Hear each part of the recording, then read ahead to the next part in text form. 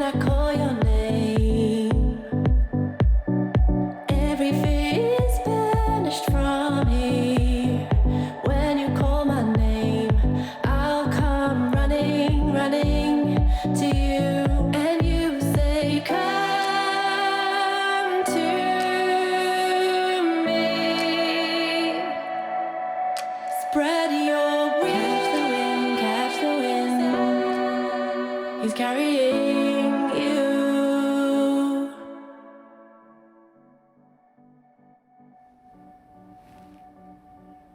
Shalom and welcome to this month's edition of Jerusalem Dispatch ICEJ UK.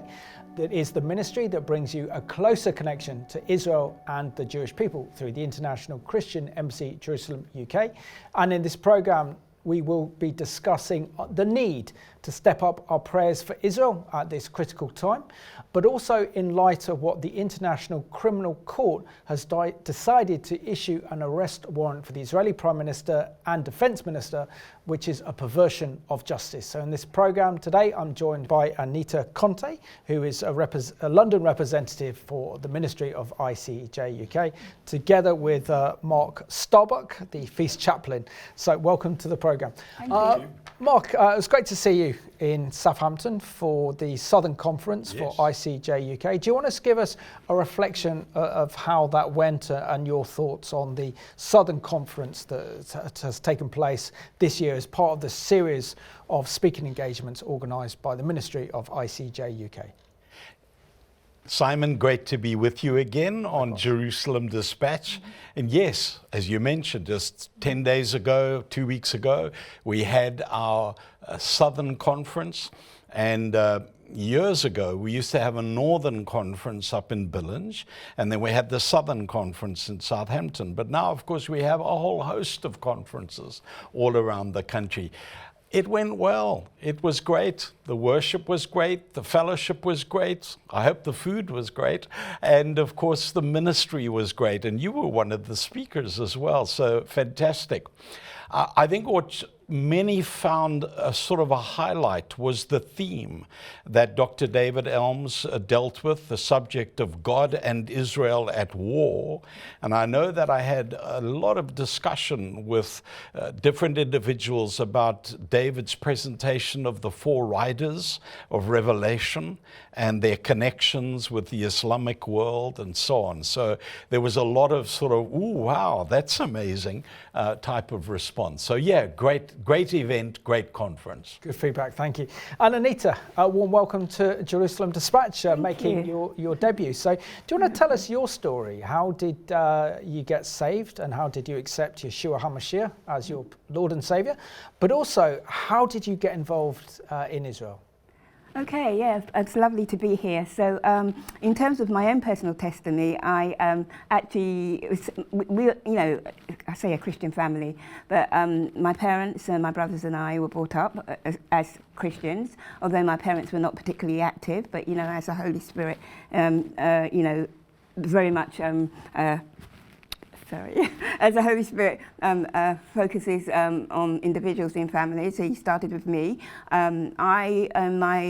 I guess sort of late teens, started to be more aware of my kind of Christian roots and started to look for a church. And how it came about was I had, while I was doing my A-levels or whatever it was at the time, I was looking for a church to go to over the weekend. And after work, I would come and actually, visit certain churches. We were always locked, so the doors were always locked. I would arrive probably later in the evening, and it was never open. But then the one church which I believed that the Lord led me to was a local, it was an even Pentecostal church, that wasn't far from where I lived. And literally, on that day, I walked into a prayer meeting, and there were just a few people, gathered in the foyer, and probably about 7 or 8 people. Most of them were elderly, so I was the youngest one there, and they were very welcoming. So I sat in this circle with the prayer, those who were praying and interceding and just listening, and I thought to myself, okay, this is nice, but I need to go. And, the next time they close their eyes and pray, I'll go.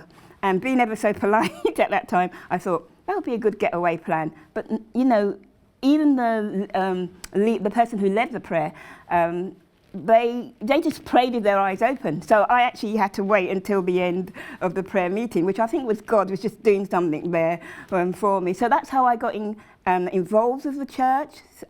Later on, there's a lot of follow-up, and how I started in prayer, really.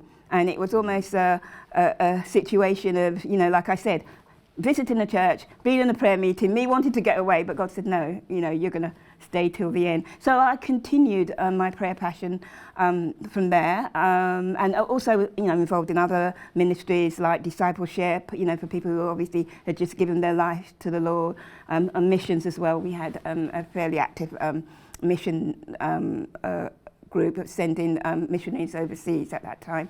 So, and God just sort of grew my faith from there, so bit by bit, and I've never looked back. Amazing. And how did the Lord put a love of Israel and the Jewish people on your heart? Okay, so obviously whilst I came to faith, I was reading the Word, and one of the things that drew my attention was Psalm 122. So he said, pray for the peace of Jerusalem. So I thought, fine, okay, I used to read that. But then after a while, I started to question the Lord and said, well, there's only so much I can pray. I had not been to Israel, didn't know much about Jerusalem, and I needed to be informed. And normally, and I guess it's the same for many people who think through things, certainly, my time at university, you think critically about what you're doing, or intentionally, how you want to, go about a certain thing. So in this case, what I used to do was, whilst at the time this is when I was a bit more in my 20s, I would drop off kids to school, before, after, during my work time. I actually would stop at a local Jewish memorial place where they were making headstones, who had free, I think it was the Jewish Chronicle. It was a free Jewish paper. And the aim was to get the paper, and I'd read through it, and then I'll know more about the issues. And that's how I started praying about Israel. It was the most odd thing. I mean, I know it was like roll eyeballs to my kids. Oh, Mum, should stop the car again. Why are you going into a headstone shop? But it was, I guess, again, it was just God leading, because I needed to know more about what I was praying for. So that's how it started. Amazing. And just very briefly, share your story of how you got stuck in Israel after October the 7th, and it took you almost 7 to 10 days to get back to London. Absolutely. So I attended the Feast of Tabernacles run by International Christian Embassy, Jerusalem. That's run annually, and along with many other volunteers from the UK. And during my time there, I was involved in the prayer and intercession department. And whilst there, obviously the war broke out. I was due to fly out on the 8th of October, but then obviously the war broke out on the day before. So all the flights were stopped. Nothing was going, and which was, true for many volunteers. And so over the course of a week, I booked 3 flights from different airlines, all of them, back to the UK. And they weren't even direct. Some of them stopped off in wherever, like Switzerland. I think that was my initial flight from London to Switzerland to Israel.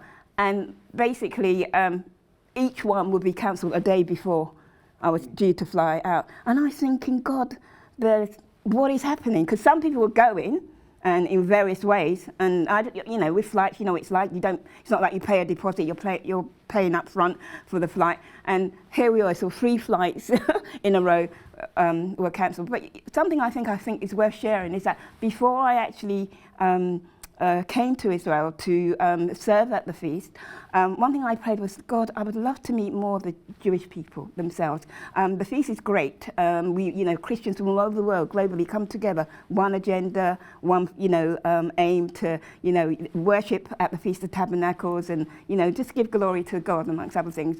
But I wanted to meet more of the Jewish people. I wanted to hear more of their stories, as it were, just to get to know them. And in some ways I did. You go out to the shops, you go out, this is, before you start serving, or during the time you start serving, and so on, and you meet people. But I said, Lord, I want to meet Jewish people. Little did I know that God was going to answer that prayer. Because of that extra time that I spent in Jerusalem, and at our residence, I met with IDF soldiers who were reservists who were doing training, coming to go to the war front.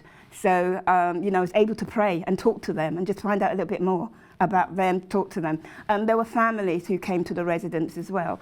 And basically, you know, maybe because they knew I was different, obviously, you know, so different, they'll come and talk, we'll get into conversation, and they were so happy that people were there to support them. You know, I got hugs, you know, and thank yous, and I didn't think I was doing much. And so you had no time to complain as to, Lord, why am I kind of the last man standing and I'm still here? Because God heard my prayer, but he answered it in a way that I didn't even think it would. And I met people and was able to encourage and just use my, you know, I guess, you know, use what God had inputted into me to be able to share with other people. Amazing, Anita. Thank you so much for sharing that story with us. And Mark, do you want to share with us, give us an update firstly on the ministry that is the International Christian Embassy Jerusalem, as well as some of the kind of exciting events that have been planned for this year? Simon, literally a day or two ago, we had the event in Billinge, which was one of our June events, and an amazing event. And then as we look at July, you're going to be speaking up in Northern Ireland. I think it's on the 6th, or is it on the 9th of July? The 6th, actually. The 6th, yeah. And so any of our viewers who are in Northern Ireland, obviously to get in touch with the branch there and the guys that are there and to learn more. And then on the 20th of July, we're going to be hosting an event up in Edinburgh. And the theme of that event is Israel from a different angle. And of course, the reason for that theme is because Salim Shalash, the pastor from the church in Nazareth, the home of Jesus the King Church. What a name for a church. But of course, that's because of Nazareth. And he's going to be sharing. And I think that's a fantastic opportunity for folk up in the Edinburgh area or in Scotland to book into that. And then also, Salim will also be going to Northern Ireland on the 27th for another event. So once again, the guys in Northern Ireland can sort of get in touch and make sure that they're part of that event. Now, all of this information is on our website, ICEJ.UK, no, ICEJUK.org, and they can go under events, and it's all listed there. You can probably book in and register and find more information. Excellent. So just clarify, it's ICEJ.UK. Which on .UK, they changed it. And Mark as well, just also share with us, for example, how our viewers can get involved in the ministry. We know that Israel is at war. We know it's a very difficult situation, particularly this very difficult war that Israel's fighting against Hamas in Gaza. We know the situation in the north is very precarious with Hezbollah firing rockets and missiles. We're increasingly seeing international condemnation against Israel, and the whole world almost trying to stop Israel from doing what they need to do to destroy Hamas in Gaza, particularly that Rafah crossing between Gaza and Egypt. So share with us how our viewers can get involved in the ministry and show a real practical love for Israel and the Jewish people, including Israel's Arab population as well, at this very critical time in the nation's history. Yeah. Well, Simon, the first thing I would say is when you're up on the ICEJ UK website is that you sign up for our email, because that immediately gives you the updates, it gives you the calendar of events, it gives you options to support the ministry financially and so on. So that's a sort of a great portal to get involved. Now, you know, whenever it comes to missions, there are always three key words. Someone prays, someone pays, and someone goes. And so when we think about the ministry of ICEJ, it's exactly the same. We'd love people to pray. We'd love people to pay, support us financially, and then, of course, go, become involved, get involved with some of our events, go to the feast, go to a local conference or roadshow day, do something. Put your boots on the road, as they say. Yeah. Excellent. So let's have a look at this excellent video produced in Jerusalem by ICEJ, talking about how Israel needs friends at this time.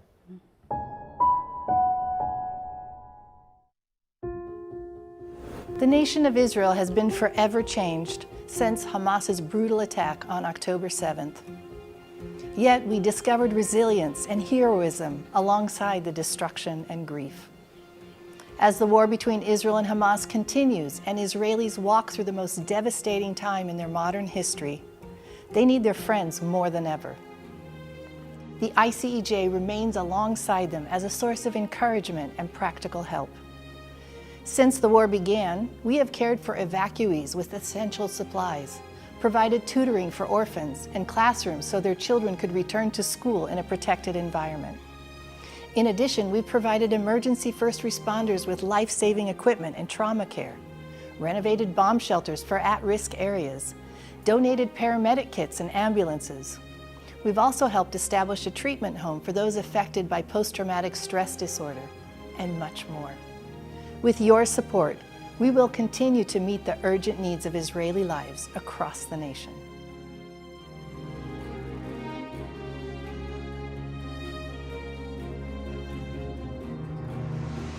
Thank you for your generous support. It has meant so much to the people of Israel and has positively impacted so many lives.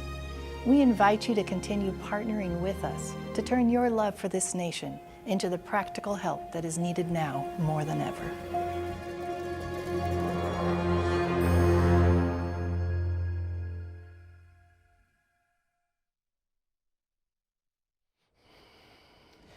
And Israel really does need our support. Israel really does need our prayers, and also Israel needs our practical help, as you can see there. But also Israel needs our friendship, as just like Anita has said, and the need to befriend Israel and the Jewish people at this very dangerous time. Anita, share with us your thoughts on the pain and the trauma that Israel's going through. It's almost as if the whole nation is suffering from post-traumatic stress disorder. And not only that as well, but also urgent need for prayers, particularly as Israel's at war against Hamas. The international community are really turning against Israel at this time. Share with us why it's important to pray for Israel, and particularly with the monthly prayer initiative called the Rosh HaKodesh. Certainly, yeah. I mean, Israel's going through a lot of trauma. It doesn't matter which, part of the population that you're looking at, whether it's older or younger, people who've been bereaved, obviously, people who have family and loved ones who are fighting the war on the front lines, and it's difficult. I think one particular thing that comes to mind is during my time, again, while I was left, after once the war started, once I was left in Jerusalem, while I was waiting for my flights to happen, one of the things that happened was, on a regular basis was the sirens going off.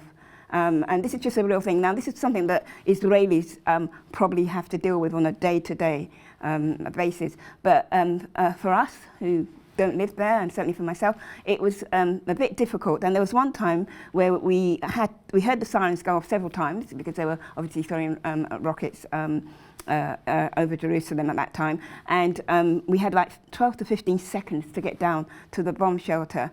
And on one of the occasions, I was running down the stairs. You just leave everything and you just run. And then I saw a little boy that came. I don't know if he's Jewish but that doesn't matter. But he was running down the stairs. I think his parents had sent him ahead. So he was coming down, and he looked really bewildered. He looked fearful. I could see he was really, concerned. And I was looking around and thinking, where are your parents? Nowhere to be seen. But we had to get down. So in that split second, it was like, okay, come on, hold my hand. We'll go down, And I was just thinking about children, okay? Children in that land who are day and night, whether it's in the northern region, southern region, or certainly within Jerusalem and other places, who are subjected to just noise, alerts, bombs, wondering, are things going to hit them? Are they going to live? Now, children might not actually, play out that thought in full, but the fact is it creates fear.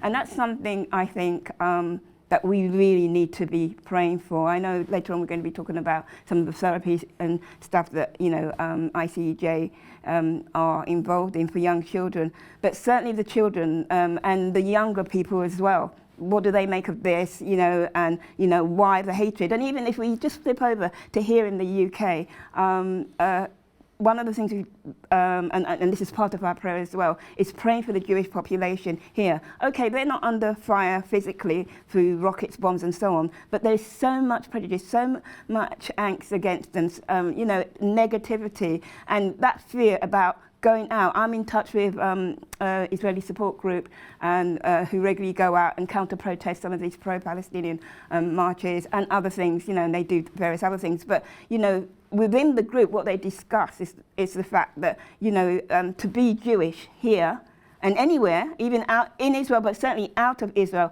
is an issue. To be openly Jewish, to even at work, they talk about their workplaces, how, you know, the Palestinian narrative has taken over. So there's a lot of hatred. So it's, in terms of praying, praying against the hatred and the evil lies of deception that are often, you know, broadcast by the pro-Palestinian lobby, praying for the younger people, both in Israel and out of Israel, who are subjected to absolute hatred just because they're Jewish. I mean, it's just, you know, can you imagine, it's Jewish now, but I mean, I'm black, okay, and can you imagine that if at the end of the day, you know, they were after, there was a war happening, I don't know, somewhere in, which there are wars in Africa and so on, and they decided, oh, we're going to, you know, attack all the black people because we don't like the way that war is going on, or we feel there's genocide. It doesn't happen, only to the Jewish people. Yeah. So it's really just praying against that evil kind of prejudice and narrative that is continuous and is relentless, you know, so that they will feel peace as well. And also praying against, you know, what we hear on social media, you know, across the various social media channels, you know, the lies, the deception. And one thing I have been concerned about is even the church itself has bought into the lies. Some churches, not all, but certainly some churches, and they're scared to say anything. They're silent, and they don't want to speak up for truth. So praying for truth to prevail. Amen. That's a good prayer list. Yeah. And Mark, we know that Israel's situation is absolutely critical right now. I mean, we're seeing that Israeli soldiers, many of them as young as 18, 19, are putting their lives on the line to defend the state against the genocidal terrorist organisation in Hamas, who use asymmetrical warfare, using women and children as human shields. We know that Hamas have hundreds of miles of terror tunnels, and also on top of this, Israel's trying to find the remaining Israeli hostages, as well as tensions in the north, pressures from the UN, pressures from the International Criminal Court, pressures from our government and from the Biden administration to stop their war against Hamas in Gaza. Just share with us the need for prayer and intercession, particularly at this time, because this is the time we need to pray. Well, Simon, you've summed it up. All of the pressure that's, you know, coming against Israel at this time. I think the important thing to realize is that this is a spiritual battle. While there are political and social and geographical elements to it, the heartbeat, the core of what's going on here is spiritual. So if you're going to engage in a spiritual battle, you need to do it with spiritual weapons. And of course, prayer is one of those spiritual weapons.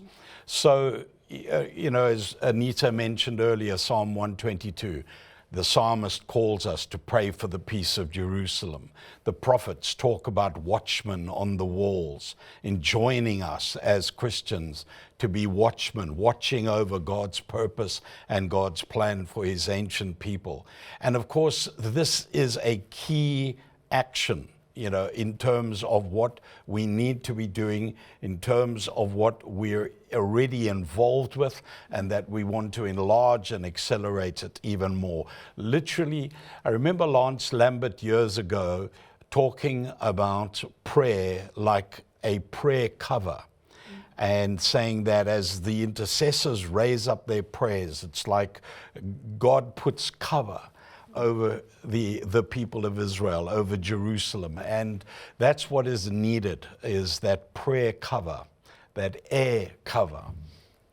Absolutely, that's a good analogy, and of course he's a great guy. Lance Lambert with the Lord now, back Amen. in 2013. So let's have a look at this excellent report. This is by the president of ICEJ, Dr. Jürgen Bühler, talking about the need to pray at one of the devastated kibbutzes that was destroyed on October the 7th by Hamas.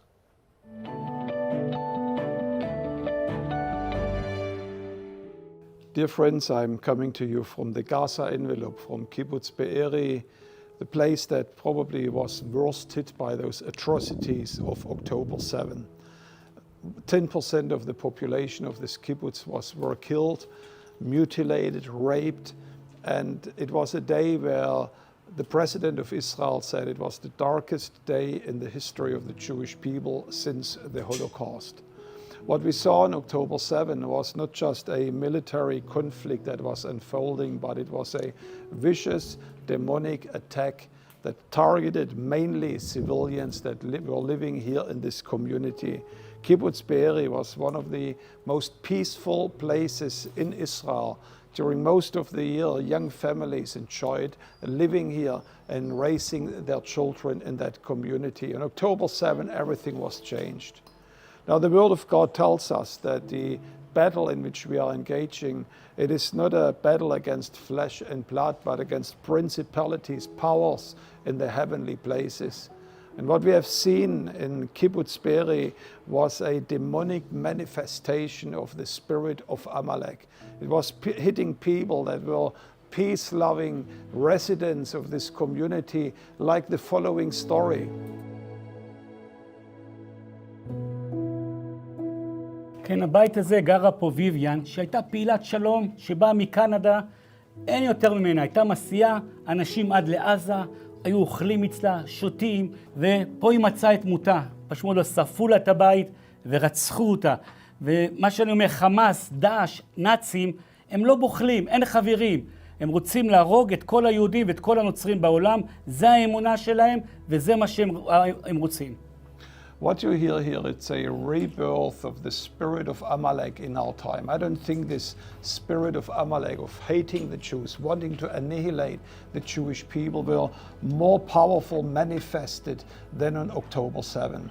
I want to call upon our prayer partners from around the world to understand, even though you see the physical destruction of that house, we are not waging a physical war. Our fight is not against flesh and blood, but against demonic powers that are operating over there in Gaza with organizations like Hamas, like Islamic Jihad, that have one target: to annihilate the Jewish people. This spirit needs to be addressed in prayer. We need you to speak out to your communities about the atrocities that were taking place here in this land. And it's a time where the church needs to wake up, where they need to stand up. Not only confessions are enough today, where we say we love Israel, but actions are needed.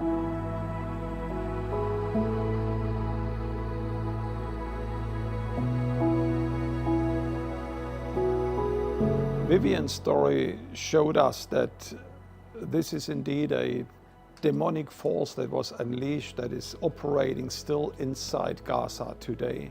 Israel needs to deal with that, of course, in a military means, but we need Christians around the world who are facing that challenge of Amalek, of anti-Semitism, of Jew hatred that is operating there, not only here in this region of the Middle East, but it is seen also today on the streets of Europe and the streets even of America and even on some of the most liberal campuses in the world. Today we need to pray for Israel like never before. I'm reminded in these days on the story of Exodus chapter 17, on the story of Amalek as they viciously attacked the Jewish people. It was a spiritual battle that on the one side it was fought on the ground with Joshua and his army. At the same time, Moses and Aaron and Hur were on the mountain praying and interceding for the people of Israel. I want to tell you that this is the day when the church needs to stand with Israel, like Moses, like Aaron, like Hur, on the mountain to pray for a clear victory of Israel against those forces of darkness. Today, a praying church is being needed around the world. Please join our various prayer initiatives, either the Global Prayer Gathering, the Rosh Chodesh Prayer, 24/7 campaign. Israel needs today your prayer more than ever. Thank you so much for standing with us, and I look forward to see you and to welcome you in one of our prayer meetings. God bless you here from the envelope of Gaza.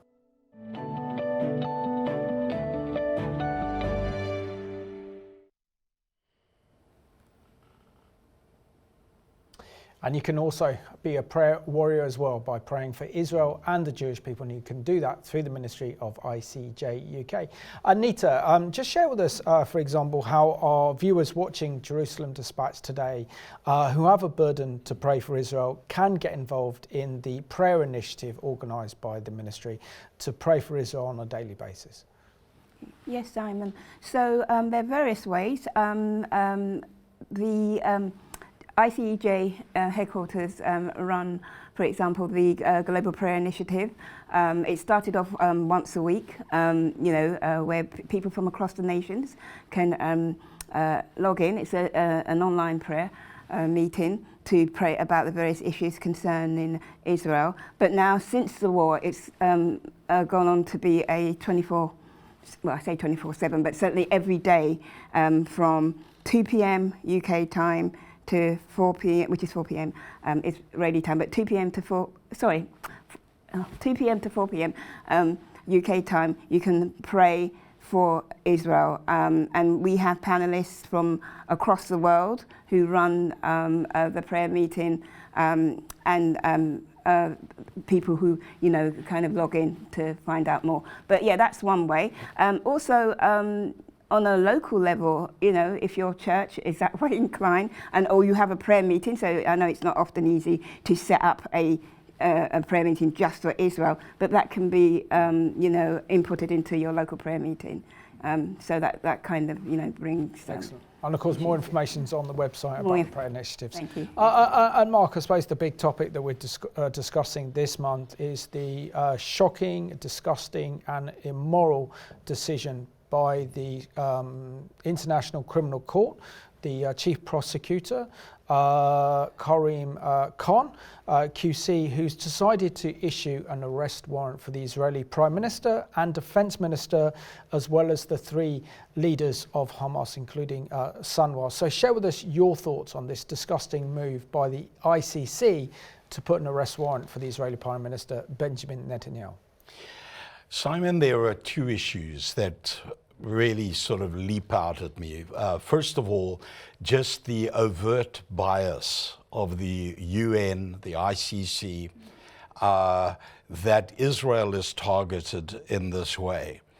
When we think about just the other day, a rocket sent by the Russians hitting a garden center in the Ukraine, I think in Kharkiv.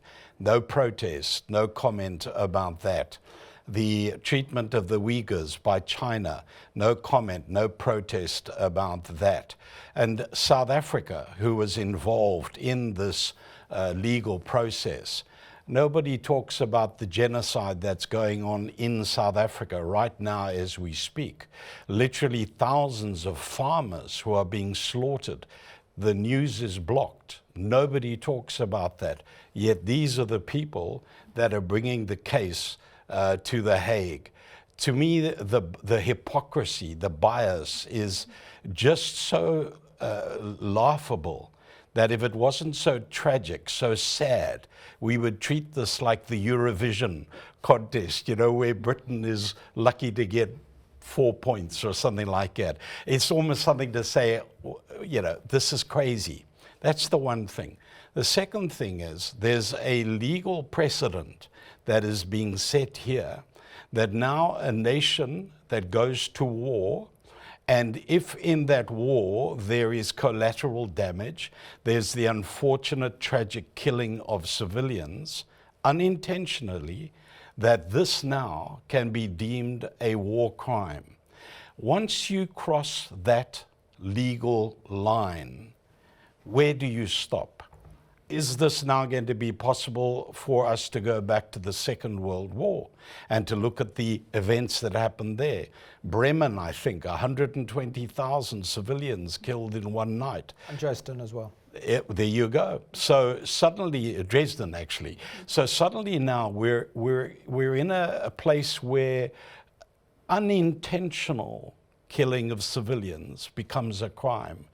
Nowhere, at no time, have I ever heard an Israeli authority or military leader say we intend to kill Gazans or we intend to have civilian death. Which is complete opposite of Hamas, because that's exactly what Hamas want to actually kill as many of their own civilians, so the international opinion around the world turns against Israel. Exactly. And they use this war as a strategic weapon to turn the hearts and minds and poison them against Israel and the Jewish people through the mainstream media, which then has a huge impact on government policy towards Israel and changes policies towards Israel in favour of Hamas. Absolutely. And Anita, just share with us what an absolute moral outrage the ICC's decision to issue an arrest warrant for the Israeli Prime Minister and Defence Minister and putting Israel on the same kind of moral platform as Hamas, the same moral equivalence of Hamas, when Israel is an independent democratic state. Israel adheres to the rule of law, whilst Hamas is a genocidal terrorist organisation running a totalitarian state in Gaza that have no interest whatsoever in their people, and actually then committed the worst massacre of Jewish people that we've seen on October the 7th since the Holocaust over 80 years ago. Yeah, certainly. I mean, it is outrageous, mainly because, you know, the two are not equivalent, obviously, as many people know. An evil, you know, despot terrorist group versus the Prime Minister and the State of Israel trying to defend themselves against the group. I believe the International Criminal Court is it's almost acting like a kangaroo court. It's not acting in good faith, to be honest, and we've talked, you know, Mark mentioned the bias of Karim Khan and his team, and it doesn't come from a good place. So it's a problem, but it's all part of this network, this narrative of lies, deception. You know, in communications, you know, sort of about reputation and branding, you know, and spoiling that reputation. But because we're not fighting, you know, it says we wrestle not against flesh and blood in the word, but against spiritual principalities. And we're fighting against spiritual things. And in so doing, the only way we can take that down is through prayer. Mark rightly mentioned, you know, the covering that's needed and so on. The prayer covering is important, and taking those things down in prayer, in the spirit, will hopefully make a difference in the physical. But it starts in the spiritual, well, in the spiritual realm. And I think the other thing, I'm just reminded, you know, at the moment it would seem like Hamas and its cronies and allies, you know, and those who support Hamas and their evil works, we seem to have the upper hand. But, you know, God says that, you know, he will always have the final word, yeah? And there's this verse that just rings through my spirit that says, you know, where God says, once I've spoken, twice I've heard, power belongs to God. And that is the bottom line. God's word will be, you know, adhered to. So I think at the end of the day, although we're fighting this physical battle of lies and so on, God will allow us to have the upper hand. Yeah, Mark, share with us how another weapon is being formed against Israel, and that's law, which is termed lawfare, being used against Israel. So we know that Israel's fighting a military war against Hamas in Gaza. Israel's fighting a terror war after what happened on October the 7th. Israel's also fighting a media war to get her message and her narrative out to the rest of the world. Israel's also fighting a war against the BDS, the Boycott, Divestment and Sanction Movement. But also now we see another front open up, including the diplomatic war against Israel in the UN and with the EU and other nations around the world, but also this other war as well, which is now a legal war against Israel. The use of war as a strategic weapon to erode Israel's moral standing in the world, but also to stop Israel's ability to defend herself and destroy the genocidal terrorist organization that is Hamas. This is a fairly new term, and of course any of our viewers who have been watching sort of the developments in America will see how the courts are being used, for example, against Donald Trump. But this whole lawfare idea, it's really important to understand that there is a force behind this. I find it really interesting that about 6 months ago, the ANC in South Africa were on their knees financially, and now suddenly they're flush with money. And of course, we know the elections are happening soon in South Africa, but someone has paid them. Someone has financed them to do what they're doing at the ICC. And we need to understand that behind a lot of these newspapers, behind the media, behind the government, somebody is funding this. Someone is inspiring this. You could call it an Islamic Marxist coalition, but there are forces at work today that are intending not only to destroy Israel or to thwart the purposes of God, but generally acting against Western civilization as we know it. So let's have a look at this excellent news report produced by CBN, and this really does give us a real update into the situation with the International Criminal Court issuing an arrest warrant for the Israeli Prime Minister and Defense Minister. Prime Minister Benjamin Netanyahu called the decision a moral outrage of historic proportions that would cast an everlasting mark of shame on the International Court. Israel is waging a just war against Hamas, a genocidal terrorist organization that perpetrated the worst attack on the Jewish people since the Holocaust. Hamas massacred 1,200 Jews, raped Jewish women, burned Jewish babies, took hundreds hostage. Netanyahu's response came after the ICC's chief prosecutor said Monday he's seeking arrest warrants for Netanyahu and Defense Minister Yoav Gallant, as well as 3 Hamas leaders, including Yahya Sinwar, for war crimes and crimes against humanity in connection with the current war. Israel's Knesset also swiftly opposed the ICC's action. Despite their political differences, a huge majority, 106 out of 120 Knesset members, signed a statement condemning the ICC's accusations.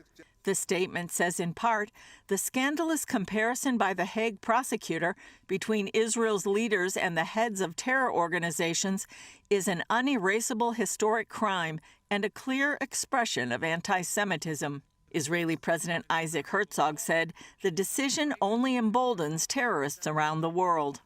We will not forget who started this war, who raped, butchered, burnt, brutalized, and kidnapped innocent civilians and families. We will not forget our hostages, whose safe return should be the main concern of the international community. President Biden also opposed the allegations against Israel. Let me be clear. We reject the ICC's application for arrest warrants against Israeli leaders. Whatever these warrants may imply, there is no equivalence between Israel and Hamas.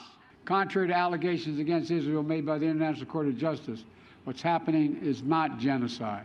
Internationally, France and Belgium backed the ICC's move for arrest warrants, but Italy called it unacceptable and absurd. Netanyahu said the charges against him were meant to take away Israel's right to self-defense, but he made it clear it would not stop the war against Hamas. Now, in the face of these horrors, Mr. Khan creates a twisted and false moral equivalence between the leaders of Israel and the henchmen of Hamas. This is like creating a moral equivalence after September 11th between President Bush and Osama bin Laden, or during World War II between FDR and Hitler. What a travesty of justice. What a disgrace. And while the ICC is accusing Israeli leaders of war crimes, the IDF says it has evacuated about 950,000 civilians in just 2 weeks from Rafah. Around 300,000 to 400,000 civilians remain, mostly in the coastal area. The speedy evacuation took place despite U.S. predictions that it would take about 4 months and high death tolls to get civilians out of the area. Julie Stahl, CBN News, Jerusalem. That was courtesy of CBN, and thanks to them for an excellent reporting on the situation regarding the ICC. Anita, I think it's almost as if the International Criminal Court, the international community has completely lost their moral compass, their moral bearings. They don't know what's evil and they don't know what's good. And then to compare Hamas with Israel's leaders, such as the Israeli Prime Minister Benjamin Netanyahu and Israel's Defense Minister, and to say they're exactly the same as Hamas is frightening, because clearly they don't see what evil is. And just share with us how, for example, Hamas, its aim is the destruction of Israel and the destruction of the Jewish people worldwide, and is this infusion of Nazi Islamist ideology into one. And yet Israel's an independent democratic nation that is only going to war because they have to defend their citizens, because if Israel doesn't, then the very existence of the state of Israel is actually threatened. And it's the moral duty of any government to come to the defense of their people and to protect the realm. Show us your thoughts. Yeah, it's important. I mean, in a sense, it's almost like you've got two levels, truth versus evil, as it were, or truth versus untruth. And so Israel, obviously, in terms of, standing morally for what's right, being its citizens being attacked, and it's been open season by Hamas, basically, it's doing the right thing. And, very often in this debate and this whole narrative between Israel and Hamas, or Israel and the Palestinian people as such, people think, okay, it's about side taking. It's not about side. It's about truth versus evil, basically. So my thoughts are generally that there needs to be a little bit of a re-education of what people, in terms of what people are thinking, what they're absorbing. A lot of what is generated by media and so on, people absorb and people take it as gospel. And I'm sure even if you talk to some of the young, I talk to my own, younger children, they were Generation Z, and they've said there's a lot of TikTok and other social media, platforms, and if you dare sort of stand for Israel, you're immediately attacked. Nobody wants to listen. And when you ask them about certain facts and test their understanding, they don't actually understand. They just go along with whatever their mate said or whatever TikTok, sort of regurgitates. So I think we need to do a lot of work there, in the kind of communication and media realm. A lot of education has to go on as well. And this, again, is spilling over even to our churches, who are linked to understand or try to understand what is going on spiritually and physically, but again, they tend to veer towards the evil narrative. So in terms of Hamas, everyone knows, evil is evil. So at the end of the day, you can't justify it, but people are finding ways to do that. Absolutely. Yeah. And of course, this programme's going a long way to address some of those issues as well. Thank you. And Mark, I think we need to move on a little bit. Before we talk about the incredible humanitarian projects that ICEJ UK are sponsoring in Israel, I think it's also important to note that the Israeli Prime Minister, if he decided to fly to Germany, who's a signature of the Statute of Rome, which is the founding document of the International Criminal Court, he could find himself arrested, taken to The Hague and for alleged war crimes, which is outrageous for a leader of a modern democratic free society, which is the only democratic nation state in the Middle East. Isn't it amazing that Putin, who I also think has an arrest warrant on him, can go to China, and was just a few months ago due to visit South Africa, and was actually welcomed by some of the political leaders of South Africa, who, by the way, support the war in Ukraine, supporting Russia, supplying them with military logistic equipment. Isn't it ironical that now they are supporting the arrest of the Israeli Prime Minister? I would think that before Netanyahu travels, he will make sure that he has some guarantees.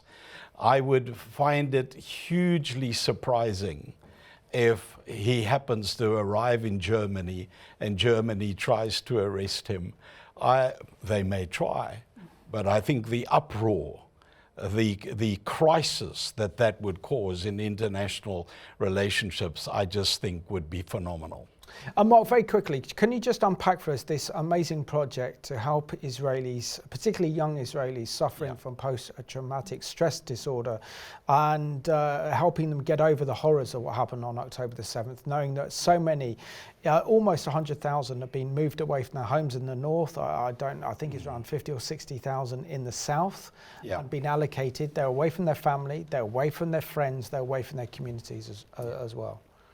Well, Simon, one of the things that ICEJ always tries to do is to not just be a voice of comfort, but also to practically comfort. And so there are amazing projects that ICEJ undertakes. Now, here's one of them. Recognizing the trauma, the shock, the horror of what these young people and families have gone through, ICEJ looked for a partner that they could partner with, invest in, and it's fantastic that they're involved and engaged in these services in Israel. So let's have a look and see how the Ministry of ICEJ is helping young Israelis dealing with the trauma of October the 7th.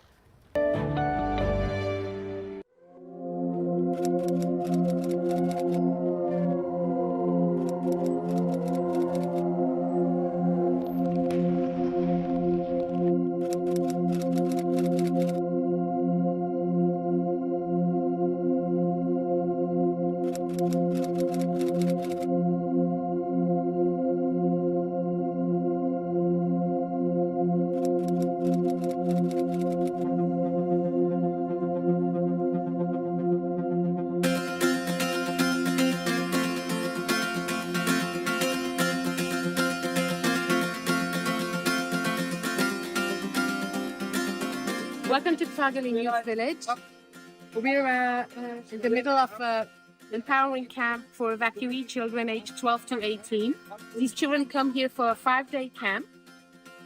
What we want to do with these kids is to actually give them the opportunity to talk about what they went through with their peers.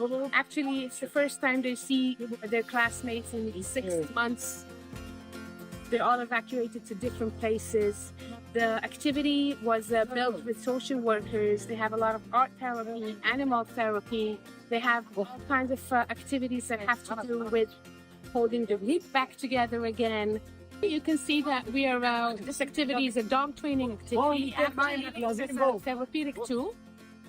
We try really to hug them and spoil them. We want to give them a respite from the trauma they went through. Our goal is to reach 1,000 children. At the moment, we reached a bit more than about half.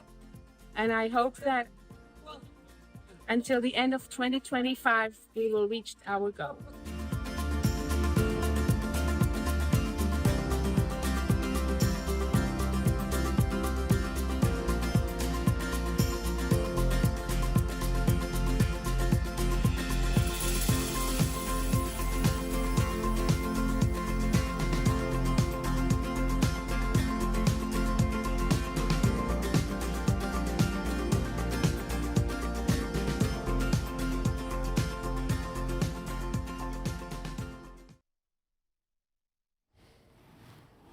And I'll support any project that's got dogs involved, so that was wonderful. Love seeing those dogs, and particularly how those dogs could help those young Israelis just with trauma of the horrors of October the 7th. Just share with us your thoughts, because we've got 4 minutes left of the programme, Anita, on that excellent project helping young Israelis dealing with trauma of October the 7th, being away from their families and their communities because they've had to evacuate them either from the south or from the north, and then supporting them and making them feel normal and bringing dogs around to bring comfort to them. Share with us your thoughts on this project. Yeah, I think it's a fantastic project. You know, animals are great, with great therapy.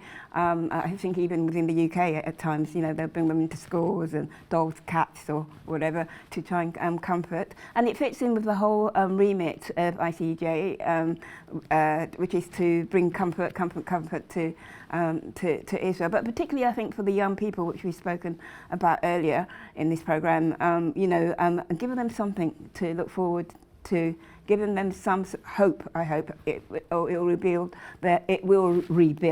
their hope and their resilience over time.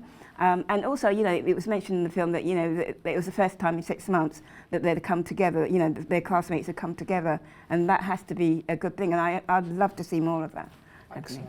So we're down to 2 minutes of the programme, so I suppose the most important question of all really for our viewers, Mark, is how can our viewers get involved with the ministry of ICEJ UK by blessing Israel and the Jewish people with practical love and support? Yeah. So Simon, again, just for people to be aware that the program that we're currently recording is available on the ICEJ UK YouTube channel, as well as the Jerusalem Dispatch Live, our Zoom program. That's also available, typically 48 hours after broadcast, and people can find it there. So if you want to get involved, remember what I said earlier on about pray, pay, and go.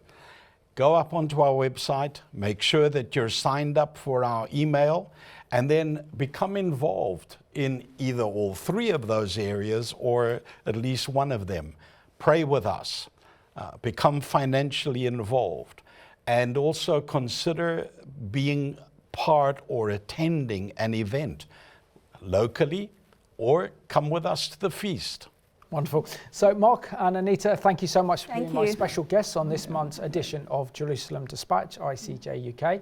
And I want to thank you for watching this programme at home. I think it's imperative now is the time that we stand up against the rise of evil.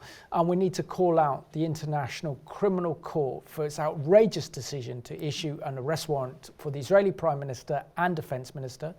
And we also need to support Israel, and we can do that by supporting the International Christian Embassy at Jerusalem UK to give that practical love and support for Israel and the Jewish people. So thank you so much for watching this month's edition of Jerusalem Dispatch. Shalom and God bless from us. Amen. Thank you. Catch the wind, he's carrying you.